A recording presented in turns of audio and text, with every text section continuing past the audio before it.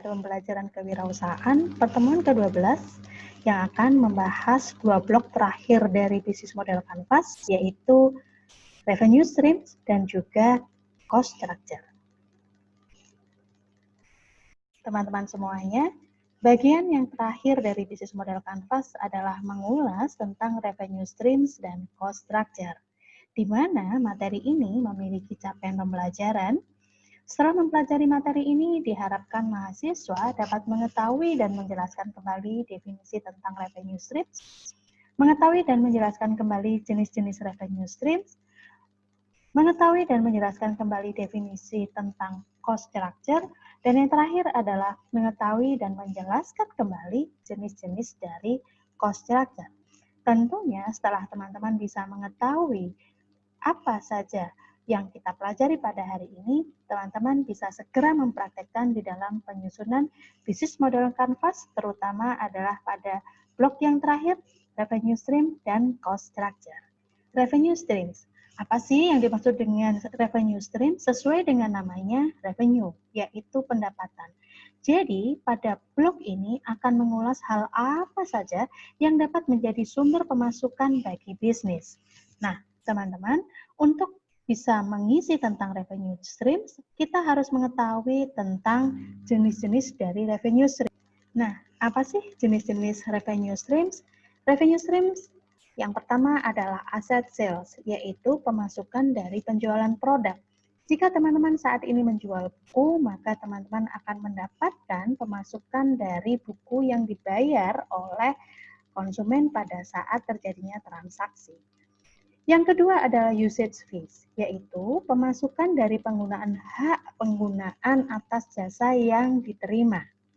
Contoh, jasa konsultan, jasa pengacara, jasa dokter, jasa desain interior. Berikutnya adalah jenis yang lain lagi adalah lending, renting, atau leasing, yaitu pemasukan dari penggunaan hak sewa. Contoh, biaya sewa mobil, sewa rumah, sewa peralatan. Ada lagi kah? Masih ada, teman-teman.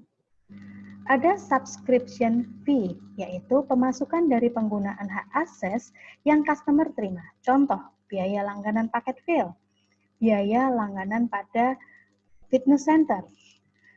Yang lainnya adalah licensing dan franchise fee, yaitu pemasukan dari penggunaan hak akses yang customer gunakan. Contoh, adanya hak cipta atau copyright, franchise fee.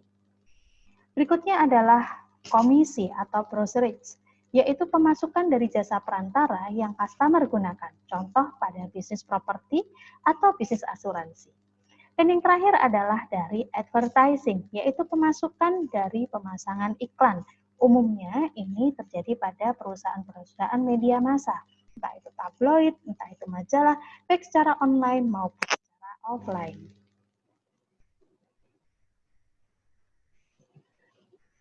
Nah, teman-teman semuanya, revenue tadi bisa dalam bentuk fix dan variabel.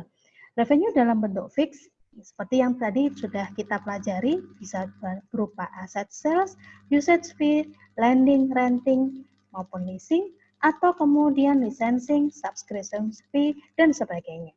Akan tetapi, kalau revenue dalam bentuk variabel adalah pemasukan yang teman-teman dapatkan dari penjualan barang-barang yang tidak kita produksi sendiri. Contoh, misalnya teman-teman usahanya adalah baby spa. Selain mendapatkan usage fee dari jasa melakukan spa pada bayi, teman-teman bisa mendapatkan pemasukan dari penjualan berbagai macam kosmetik bayi, minyak kayu putih, baju bayi, perlengkapan bayi, dan sebagainya. Tentunya produk-produk tersebut bukan teman-teman yang memproduksi. Yang lainnya lagi misalnya, teman-teman sekarang menjadi seorang wirausaha yang sedang merintis dan mulai terkenal.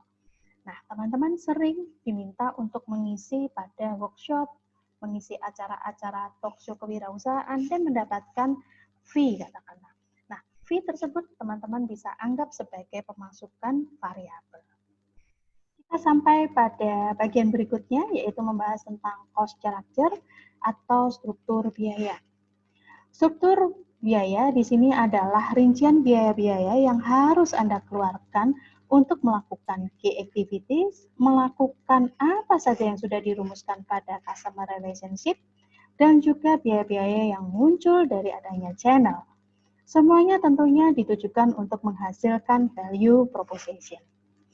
Nah, berikutnya adalah menjelaskan tentang jenis-jenis cost structure atau struktur biaya, di mana jenis-jenis tersebut bisa dalam bentuk cost driven, value driven, fixed cost, dan variable cost. Cost driven. Cost driven merupakan biaya yang sensitif terhadap hal tertentu. Contoh misalnya apabila teman-teman membuat produk kuliner yang tergantung pada musim, tentunya ini akan mempengaruhi biaya produksi. Biaya produksi akan mempengaruhi terhadap harga jual. Yang kedua adalah value driven, yaitu dicirikan bahwa customer tidak peduli pada berapapun harga, yang utama adalah value. Tentunya value driven umumnya akan ditemui pada produk-produk yang unik seperti produk-produk seni, produk-produk yang artistik.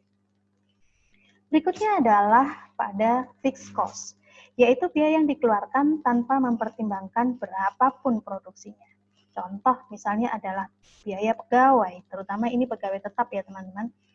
Berapapun biaya produksinya, biaya pegawai akan sama, kecuali apabila teman-teman melakukan pengupahan berdasarkan dari unit yang dihasilkan.